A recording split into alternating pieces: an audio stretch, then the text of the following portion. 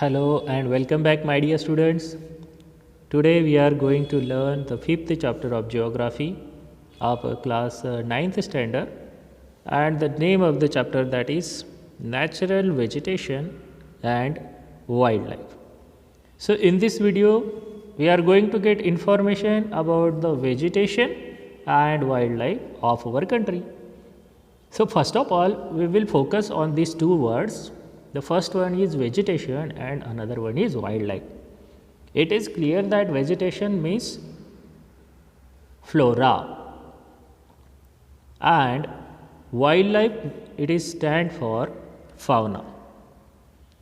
These are scientific terms which are used instead of using this our normal word, just like vegetation जिसको हम वनस्पति कहते हैं, wild मतलब प्राणी.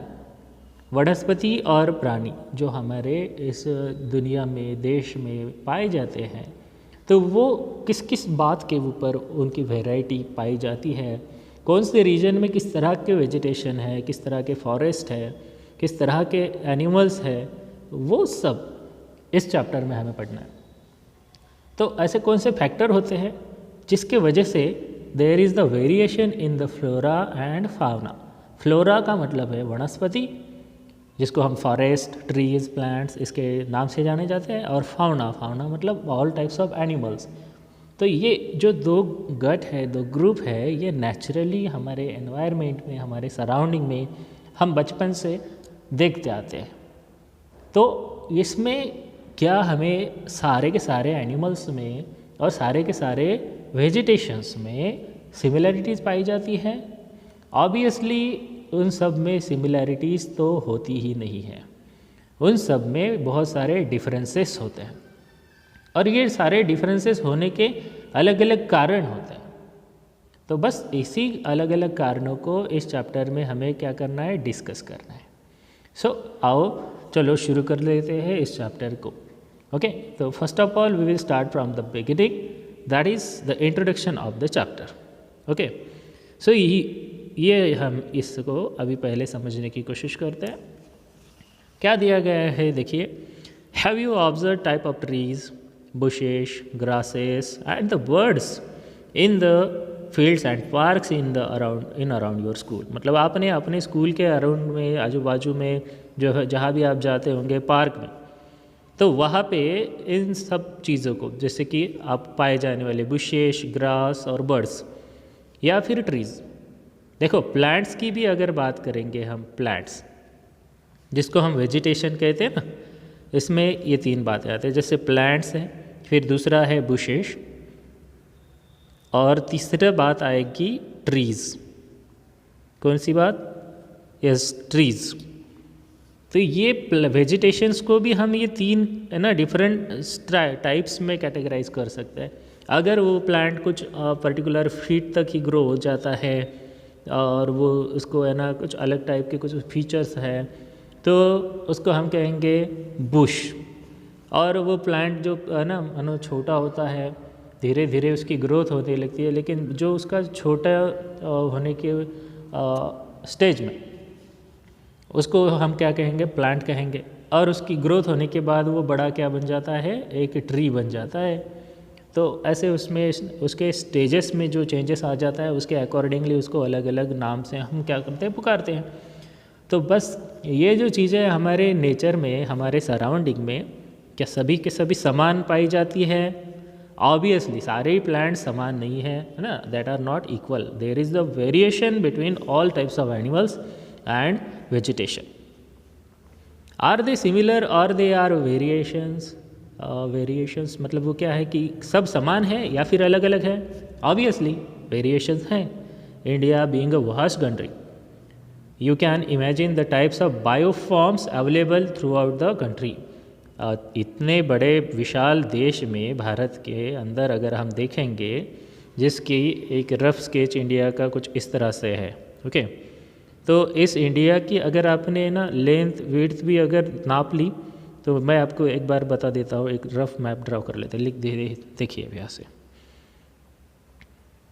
अब इंडिया की नॉर्थ और साउथ डिस्टेंस ही अगर आपने नाप लिया, ये क्या है, 3214 किलोमीटर है.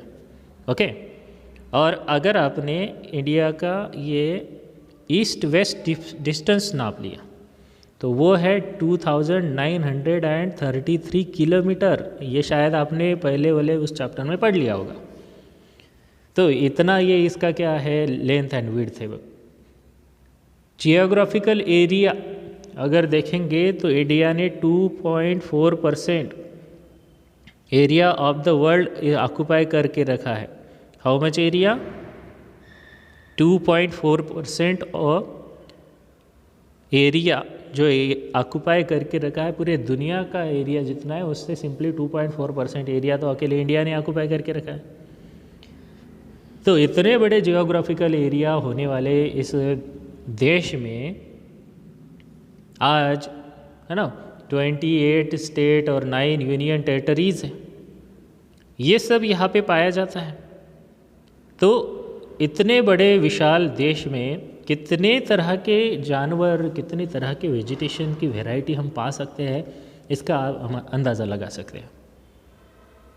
अकेले दुनिया में देखिए बायोडाइवर्सिटी जिन जिन देश में पाई जाती है, ऐसे बड़े 12 देश में भारत का नाम आता है। 12 countries of the world in which we can find the huge biodiversity. It is also known as 12 mega biodiversity countries of the world. उसमें इंडिया का नाम आता है। तो ये हमारे लिए बहुत बड़ी बात है कि इंडिया इस देश में इतनी ह्यूज बायोडाइवर्सिटी पाई जाती है। माय डियर स्टूडेंट्स, देखिए ना इसमें कौन कौन से एनिमल स्पेसीज़ हैं। इसमें our country India is one of the 12 mega biodiversity countries. About 4,700 plant species. India occupies 10th place. How much? 10th place. 10th place in the world and 4th place in Asia. Okay, ये जो question है इसके answer आप है ना video देखते हुए comment में नीचे लिख सकते हैं कि इंडिया ने बायोडाइवर्सिटी के रूप में उसमें प्लांट स्पेसीज कितने तरह के प्लांट स्पेसीज पाए जाते हैं। सो आंसर क्या होगा कमेंट में ज़रूर लिख देना, जो हमने अभी यहाँ पे डिस्कस किया। दूसरा क्वेश्चन क्या बन सकता है कि इंडिया का कौन सा रैंक आता है इस प्लांट स्पेसीज के बारे में पूरे वर्ल्ड में। तो इंडिया का कौन सा रैंक आता है पूरे वर्ल्ड में? 10th रैंक है। और अगर देखा जाए तो यहाँ पे एशिया में अगर देखा जाए, ओनली एशिया, तो एशिया में देखा जाए तो इंडिया का 4th रैंक है प्लांट स्पेसीज के बारे में। तो ये बहुत ही बड़ी बात है हमारे लिए। अब इस प्लांट स्पेसीज जिसकी बायोडाइवर्सिटी कितनी बोली है, जिसकी डाइवर्सिटी है 47,000 प्लांट स्पेसीज, इसमें से भी अगर आप देखेंगे ना तो अबाउट 15,000 फ्लावरिंग प्लांट्स इंडिया में पाए जाते हैं। कौन से प्लांट्स? फ्लावरिंग प्लांट्स, जिसको फूल आते हैं ऐसे प्लांट्स को फ्लावरिंग प्लांट्स कहते हैं। तो 15,000 जो प्लांट है वो फ्लावरिंग प्लांट्स है और वो हमारे देश में पाए जाते हैं। प्लांट के स्पेसीज, नॉट ओनली प्लांट।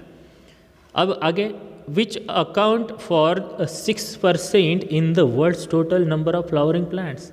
अगर दुनिया में टोटल 100% जो फ्लावरिंग प्लांट्स है दुनिया के, उसके अकेले भारत में 6% फ्लावरिंग प्लांट्स पाए जाते हैं। सो माय डियर स्टूडेंट, दुनिया में एक अकेला भारत ही देश थोड़ी ना है ना, इसमें बहुत सारे देश हैं, उसमें से अकेले भारत में 6% फ्लावरिंग प्लांट्स जो दुनिया की ये टोटल फ्लावरिंग प्लांट्स हैं उससे पाए जाते हैं। तो ये भी हमारे लिए बहुत बड़ी बात है ना। अगर मैं क्वेश्चन पूछूं कि कितने परसेंट फ्लावरिंग प्लांट्स जो है वो इंडिया में पाए जाते हैं, तो क्या आंसर होगा? ऑब्वियसली 6% आंसर है ना, वो आप अब ना कमेंट में लिख सकते हैं।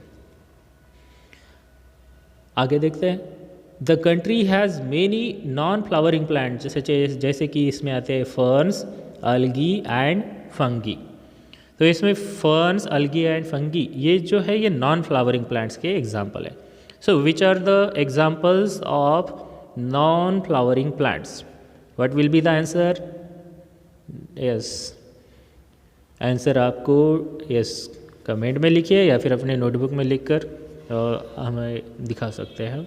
उसके बाद देखिए, the country has many non flowering plants. तो ये तो मैंने अभी बताया था आपको। जिसमें फर्न्स, अलगे और फंगी, ये 3 एग्जाम्पल हमारे बुक में दिए गए हैं।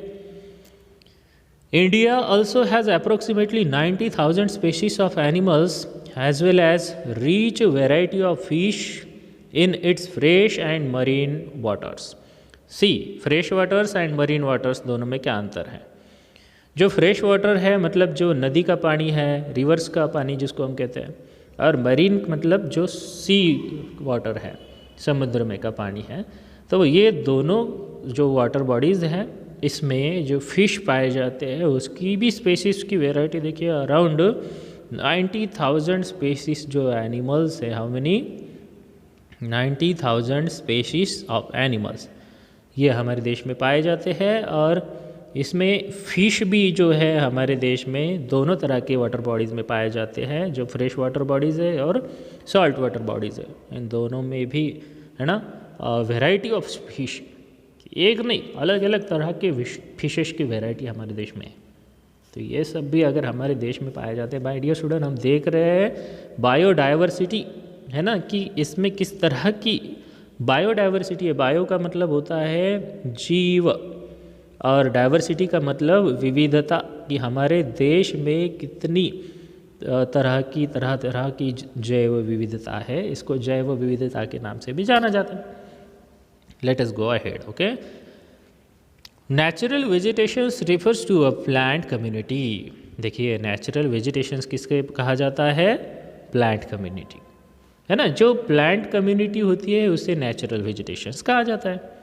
which has grown naturally without human aid and has been left undisturbed by humans for a long time. This term is known as the virgin vegetation. तो वर्जिन वेजिटेशन क्या होती है? वो इस तरह की वनस्पति होती है जो नेचुरली ग्रोन होती है, जिसमें किसी भी ह्यूमन बीइंग का इंटरफेरेंस नहीं होता, उसको अनडिस्टर्ब रखा जाता है और वो नेचुरली काफ़ी लंबे समय को लेकर ग्रो होती है। जैसे कि फॉरेस्ट कोई इंसान थोड़ी ना लगाता है, वो नेचुरली ग्रो होने वाले ट्रीज़ होते हैं। और फिर ऐसे जो नेचुरली ग्रोन ट्रीज़ का एक कम्युनिटी होंगी ना, ऐसे कम्युनिटी ऑफ ट्रीज़ और प्लांट्स को हम वर्जिन वेजिटेशन कहते हैं। तो ये जो वर्जिन वेजिटेशन है इसकी डेफिनेशन आपको लर्न करनी है। Okay, learn the definition of virgin vegetation and you have to keep in your mind कि what is the virgin vegetation। तो जो नेचुरली ग्रोथ होती है प्लांट्स की और फिर उसमें इंसान का कोई भी इंटरफेरेंस नहीं होता, ऐसे without interference undisturbed growth of trees और प्लांट्स, इसको ही हम वर्जिन वेजिटेशन कहते हैं। Thus cultivated crops and fruits, orchards from part of vegetation but not natural vegetation। कि भाई देखिए, नेचुरल वेजिटेशन जो होता है, जो नेचुरली ग्रोथ होता है, जो इंसान ने इंटरफेयर करके जो ग्रो किया है वो नेचुरल वेजिटेशन नहीं है। तो वो interference of a human being पाया जाता है। ठीक है, अब जैसे कि मैंने आपको स्टार्टिंग में ही दिया था कि ये जो नेचुरल वेजिटेशन है इसको एक टर्म यूज़ की जाती है और वो है फ्लोरा, और वाइल्ड लाइफ को बोला जाता है फाउना। एक बार फिर से उसके डेफिनेशन को यहाँ पे हम समझने की कोशिश करते हैं। So let us understand the first definition of the flora and what is that. The term flora is use to denote plants of a particular region और पीरियड। कि भाई एक पर्टिकुलर रीजन के और एक पर्टिकुलर पीरियड के जो भी प्लांट्स होंगे ना, इसको हम क्या कहेंगे? That will be called as the flora. And similarly the species of animals, these are refer as fauna. जो एनिमल स्पेसीज होते हैं उनको फाउना बोला जाता है। This huge diversity in flora and fauna kingdom is due to the following factors. अब my dear students, जो ये फ्लोरा एंड फाउना की जो इतनी ह्यूज डाइवर्सिटी हमारे देश में है वो कुछ कारणों की वजह से होती है। देखो ना, जैसे कि मानो अगर हम एग्जांपल लेंगे राजस्थान के, तो राजस्थान में हमारे इंडिया में जो अलग अलग राज्य हैं उनमें जो भी वेजिटेशन मतलब ट्रीज़ पाए जाते हैं वो सारे के सारे ट्रीज़ की वैरायटी आपको राजस्थान में दिखाई देंगी क्या? ऑब्वियसली राजस्थान में नहीं दिखाई देंगे। इसका कारण है वहाँ की क्लाइमेटिक कंडीशन। कौन सी कंडीशन? क्लाइमेट। कि वहाँ का क्लाइमेट देखो, उसका टेम्परेचर बहुत ज़्यादा हाई रहता है। वहाँ की सॉइल देखो, सॉइल का नेचर, ये भी एक इम्पॉर्टेंट फैक्टर है जिसकी वजह से वहाँ पे सिंपली एक पर्टिकुलर टाइप के प्लांट ही ग्रो होंगे। जैसे कि कैक्टस आप देखेंगे, ये कैक्टस जो है, ये कैक्टस वहाँ पे ग्रो होता है।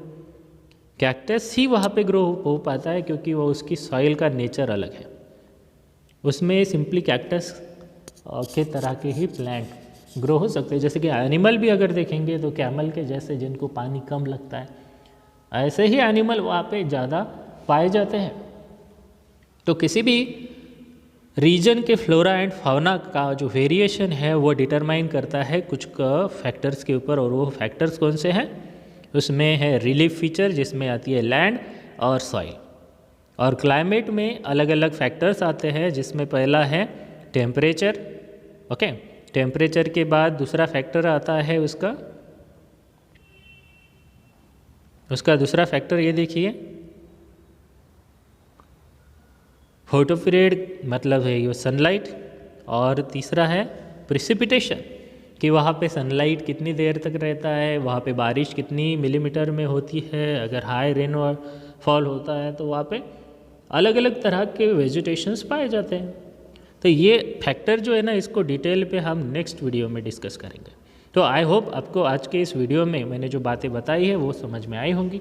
जो क्वेश्चंस आपको पूछे गए हैं उन क्वेश्चंस के आंसर्स आप कमेंट्स में दे सकते हैं। ओके, तो अगर वीडियो अच्छा लगता है तो लाइक कीजिए, सब्सक्राइब कीजिए और अपने फ्रेंड्स के साथ शेयर कीजिए। आज के लिए बस इतना ही। Thank you and have a nice day. Bye.